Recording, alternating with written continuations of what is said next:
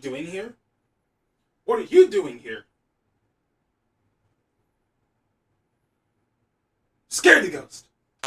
Hello, people of the internet, my name is Ghost, and well, today I have something great for you guys, and for you new gens out there, because today, if you guys have read the title, I am actually here to talk about one of the most scariest, but yet nostalgic things on the internet, and that is right, we are talking about Creepypasta. Yeah. Now here on this channel, we've talked about many nostalgic things from Fruitiger era to Vaporwave, and I figured, why not include Creepypasta into this? You know, make it into a whole series, why don't we? Which I might actually do, so if you guys want to see the rest of my videos, there's actually a playlist on my channel, so go check it out. But anyways, yeah, I thought we might as well do Creepypasta because that's actually one of my most nostalgic things I've actually seen back in my days as a youngster myself. It was traumatizing, but it was awesome at the same time. And, well, I'm here to talk to you guys about it right now. So, let's get into it. Okay, so for a quick clarification, Creepypasta is a form of internet horror fiction that started in the early 2000s when people would actually begin copying and pasting short scary stories across forums like 4chan and Reddit. Which is kind of where they got the name Creepypasta from, because, you know, copypasta, you know, the whole stuff, so they just turned it to Creepypasta because it sounded freaking scary. And they were right, it did.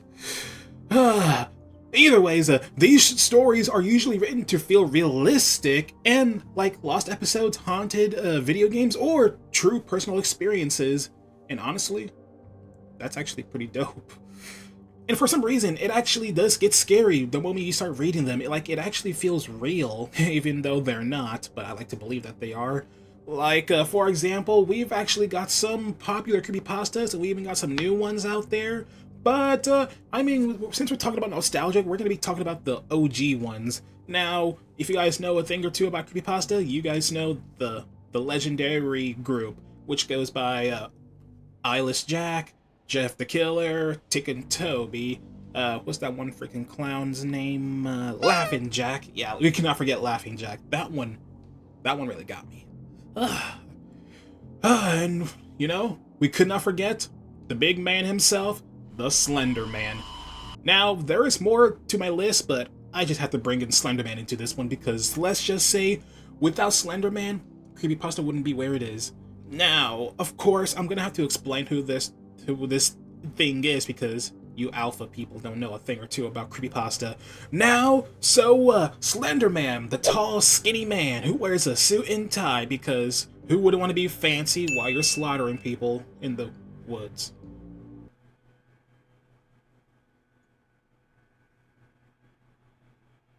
Yard work, am I right? But either ways, yeah, Slender Man actually grew popularity back in the early 2000s to the beginning of the 2010s, which actually started out as like some sort of photo competition in which, here are these photos, I'm gonna put it right now. You see that? You see that? Yeah, I know you see it. And well, you know, it did so well that I guess it found its name in the Creepypasta webpage, and people really started to dig it, and I guess that's how things turned out to be. And without it, we wouldn't have gotten Slender the 8 pages, Slender the Arrival, and of course, that lame movie that released back in 2018-19, I don't even remember. Trust me, I've seen that movie, and I was actually disappointed when I first saw it, because I'm just kind of like, I really wasted my money on this movie. Because, look, I mean, haven't you seen the movie itself? I mean, look at the poster. No, forget that. Look at the character itself in the movie. Like, is that really Slender Man? Like, what the heck is that? That is not even Slender Man! And yeah, that was the worst $10 I've ever spent in a movie theater. Except for when I went to see FNAF 2 in Iron Lung. It's worth it. But overall, Slender Man grew in popularity so quick, which started from a photo, which now has YouTubers playing the video games, 8 pages in The Arrival. I too like Slender the Arrival myself. I bought it on the Xbox 360 when I was younger. $5, good investment, but I was so scared that I didn't even touch it. Let's just say I ended up just going inside the house, and that was just enough for me. Now I actually have it on Steam. If you guys want to see me actually play it on a future live stream, comment down here below. Or give this video a like. That'll really mean a lot. Now, enough of that skinny man. We could not forget about our video game creepypastas as well. Now, for those who don't know, it's not always about, real stories and all that. It's also about cursed items such as video games. Now, what do you mean by video games? There is a lot. And I'm only going to list 3 because that's kind of all I know so far. And those 3 consist of Ben Drowned, Mr. Mix, and of course, Sonic.exe. Now, if I actually missed any, just comment down below, tell me what I missed. But either ways, Sonic.exe is one that I remember the most because I actually remember seeing people play it on YouTube when I was younger. I actually thought myself that it was real. Even when I saw the story and stuff, it was crazy. And I know I said 3, but I could not forget the Tails doll. That one, whoo! That one didn't really make sense to me, but still, it's a pretty nice honorable mention. But Sonic.exe, though, to think that you could turn something like Sonic the Hedgehog into a creature that just kills and kills and kills, but at least it looks nice with black and red eyes. But either ways, the screens and stuff that come from the game, it's just, that scarred me a little bit just thinking about it, I mean, I had a hard time sleeping at night with my lights off. It was crazy. But now at the end of the day, I'm just kind of like, me and bro are cool. Ain't that right? Sonic with Emerald Funko Pop? I don't know what he said. I actually had an amiibo, but I'm too lazy to go get that. Ohayou gozaimasu, banana desu, and I am here to give you guys your question of the day. Now, related to this video, here's your guys' question of the day. What is your favorite creepypasta? It can be from anything, and I mean anything. So don't be shy. Comment down right below, and who knows, maybe you'll get liked or maybe even pinned. So do that. Well, anyways, back to your regularly scheduled video. Now with Ben Drowned, it's just a creepypasta about a cursed copy of a Majora's Mask for the Nintendo 64.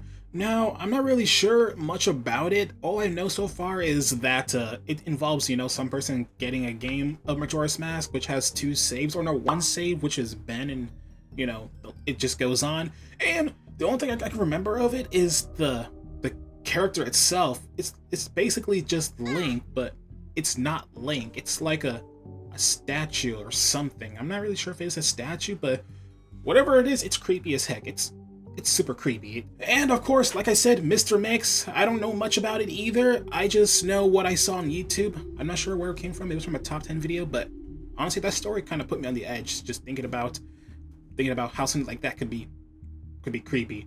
The last thing I remember, though, about it was, the person who played it tried to kidnap a child and something, wearing a chef outfit.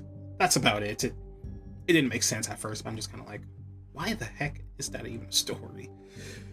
Ooh, wow. Can I even be considered a creepypasta? I don't know. Let's just move past. Now, this is a video about creepypasta, and of course, you thought I was going to forget? No, because the SCP Foundation is also a part of it.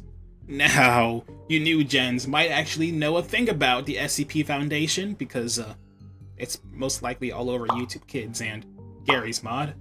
But, yeah, crazy enough, SCP is creepypasta canon. And now, I know it's hard to take in, but hear me out. If I remember correctly, there's actually a website, the SCP Foundation, where it actually shows you every SCP, even the ones you're mostly familiar with. But the ones I know so far will be SCP-173, SCP-096. If you guys don't know about that one, here's a picture. Don't actually look at it. Are you dumb? Don't actually look at that. You will die. I repeat, don't look at that photo. Unless you want to, but you're gonna die. And of course, SCP-1471. The one that everybody knows. Heck, even I don't know much about it, but I know what people are capable of on the internet. Whatever you do, please don't actually look that up. If you do, just be advised. It's not creepy. It's just, why are people like this? That's kind of all the SCPs I know. Well, there's also the witch doctor one too. No, not a witch doctor. Well, yeah, I'll just call it the witch doctor. That one, the one that touches you and you turn into a zombie or whatever. That one. But still, it's still crazy that SCP is actually in a creepypasta. I'm just like, we made it that far. That's actually pretty awesome sauce. You guys actually want to see that photo of 096? Be my guest. Here. I'm not looking. You can look yourself. But overall, even though creepypasta isn't what it used to be, and it's kind of like no more on the internet, it still lives in my soul as one of the greatest things that I've ever discovered in my early days as a kid. And I don't actually regret a thing about it, because nowadays, we don't really have horror now. I mean, I'll let Iron Lung slide because I like that movie. But still, horror is just not what it used to be, and I feel like mascot horror games is kind of the blame, but I'm not gonna do that right now. You can go watch the video on the top if you want to go actually go see it yourself. And honestly, that's kind of why stuff like creepypasta hits so hard. It's not just about being scared, it's actually about staying up way too late on a school night, brightness turned all the way down, convincing yourself you heard something in the hallway. It's kind of like trading links with your friends, daring each other to read one more story, and pretending you're not low-key paranoid, walking to the bathroom after. Even though it's chaotic, yeah, cringy, and sometimes unintentionally funny, but it's the nostalgic, We actually thought it was real back then, and that's what kind of mattered. It's like we are scared, but it was fun. And now we're grown up. It sucks. So to my viewers watching, don't ever be lame. Still be the kid that you thought you were back then. So go look up creepypasta if it still exists. I'm hoping it's still there. Hopefully. Well, anyways, that's gonna do it for today's video, and whether you're watching this in the middle of the day, pretending you're brave, or at 2 a.m. knowing full well you're about to regret it, just remember, if you hear something weird behind you, it's probably nothing. But either ways, if you made it this far into the video, and you enjoy the type of stuff I do on here, feel free to hit the subscribe button that's right underneath this video, and be a part of the Ghost Army. And of course, give this video a big ol' like so we can keep the channel running and things. And of course, comment on your thoughts right down below. And well, that's all I have time for today, and like I always said, I'll see you guys next time.